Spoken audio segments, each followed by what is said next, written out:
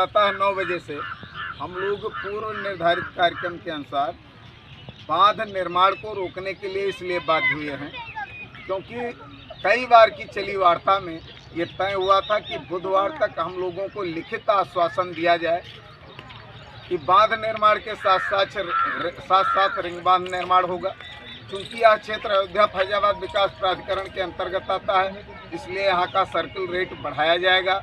जो लोग भूमिहीन हो चुके हैं उन्हें आवास और आवास हेतु जमीन उपलब्ध कराया जाए।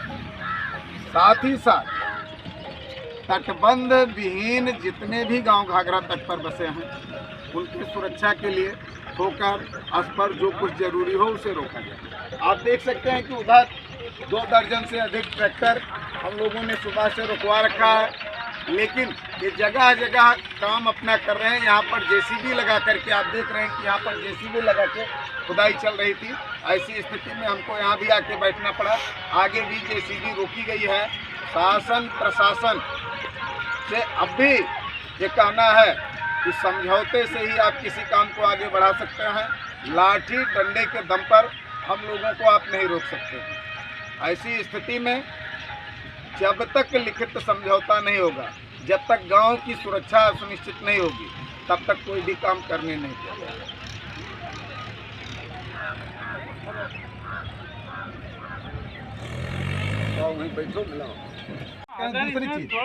दूसरी चीज उसी दिन रखा गया कि अधिक नहीं है।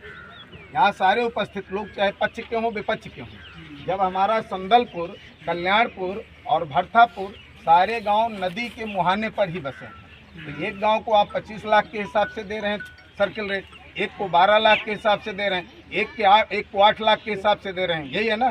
तो पहली चीज़ तो समानता नहीं है। दूसरी चीज़ ये अयोध्या फैजाबाद विकास प्राधिकरण की अब ज़मीन है 5 वर्ष तक, तो उसके अनुरूप आप वहाँ का सर्किल रेट हमको दिला दीजिए।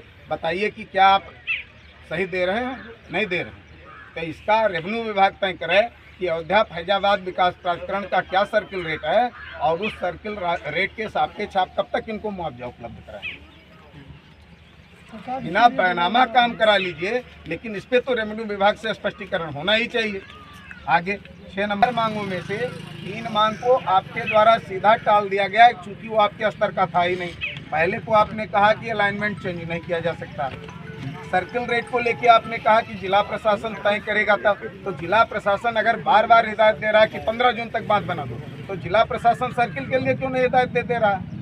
दूसरा, विस्थापन को लेकर के जो है वो आप कह रहे हैं कि ये कार्रवाई जिला प्रशासन द्वारा किया जाता है। तो यहाँ तो हमें लगता है कि अब कह दिया जाए तो बुरा लगेगा कि हमारे एसडीएम साहब को जानकारी ही नहीं कि ये मांग आपके स्तर का नहीं, आपको क्यों इसे भेज दी, जिसके स्तर का था उसे भेज दी। ये तो पब्लिक को केवल गुमराह कर रहे हैं।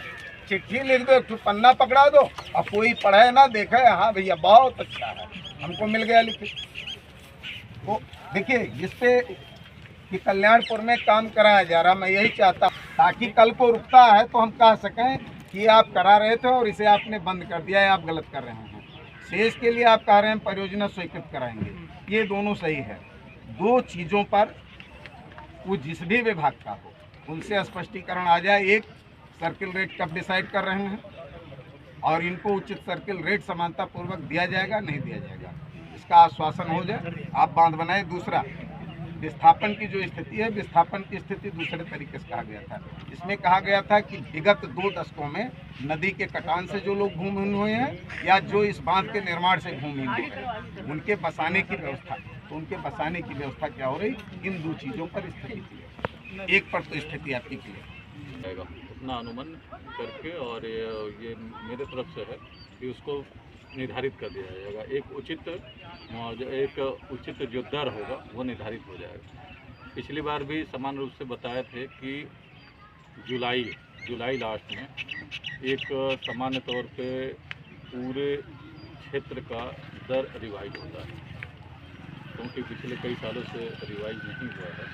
तो उस रिवीजन में हम इसको सम्मिलित करते हुए अलग से हमको रिवीजन की जरूरत नहीं पड़ेगी। उस रिवीजन में सम्मिलित करते हुए अधिक से अधिक जो इसका मापदंड होगा और अन्य अगल बगल के लोगों को देखते हुए, अगल बगल का रेट देखते हुए जो निर्धारित हो पाएगा, अधिक से अधिक हम उसको दिलाने की पूरी कोशिश करेंगे। तो ये अपर जिलाधिकारी महोदय से वार्ता हो जाएगी। आना जी, सब ले लो। ज्ञापन देते हैं। अरे भाई आगे आओ। 26 मई को अनेक दौरों की वार्ता के उपरांत कल्याणपुर में तहसीलदार साहब हरैया, अशासी अभियंता और उसमें उप जिलाधिकारी हरैया उपस्थित थे। जिन 6 सूत्रीय मांगों को लेकर के हम लोगों की सहमति बनी थी, तो उसमें पहला मांग था अलाइनमेंट चेंज किया जाना, दूसरा मांग था सर्किल रेट को पुनर्विचार करते हुए उसे बढ़ाया जाना, तीसरा मांग था कि गाँव की सुरक्षा के लिए पर्याप्त अस्पर और रिंग बांध बनाया जाए तटबंध घाघरा तट पर बसे सभी गाँव में, और चौथी मांग थी कि जो लोग भूमिहीन हो चुके हैं उन्हें आवास और भूमि आवंटित किया जाए। पांचवा मांग उसके अलावा था कि अगर कुछ नहीं हो सकता तो सारे लोगों को विस्थापित किया जाए। ऐसी स्थिति में पहला और छठवां मांग भले ही नहीं माना जा सका, लेकिन शेष मांगों को लेकर के उच्च अधिकारियों द्वारा पत्र उपलब्ध कराया गया है। सिर्फ सर्किल रेट को लेकर के अभी स्थिति नहीं तय हो पाई है। तहसीलदार हरैया ने आश्वस्त कराया है और पत्र भी दिया है कि अपर जिलाधिकारी हरैया को इस संदर्भ में, अपर जिलाधिकारी बस्ती को इस संदर्भ में पत्र दिया गया है कि सर्किल रेट का तत्काल पुनरीक्षण करते हुए और लोगों को उचित दर पर मुआवजा उपलब्ध कराते हुए बांध निर्माण कराया जाए। तो हम अपेक्षा करते हैं कि 2-3 दिन में इस बिंदु का निराकरण भी हो जाएगा।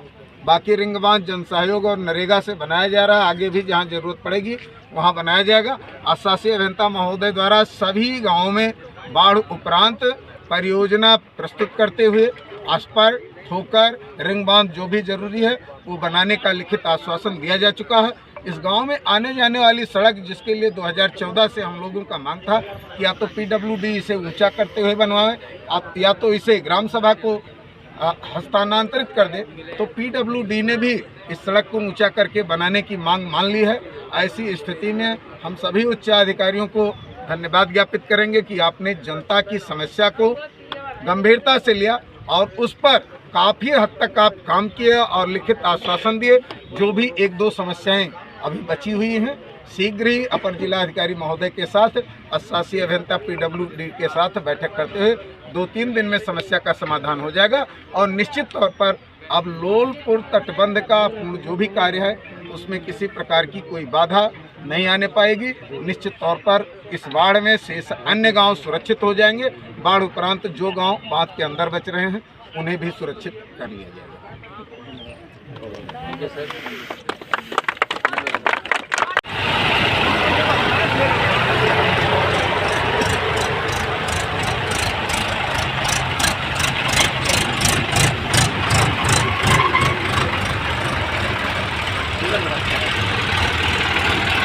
अच्छा,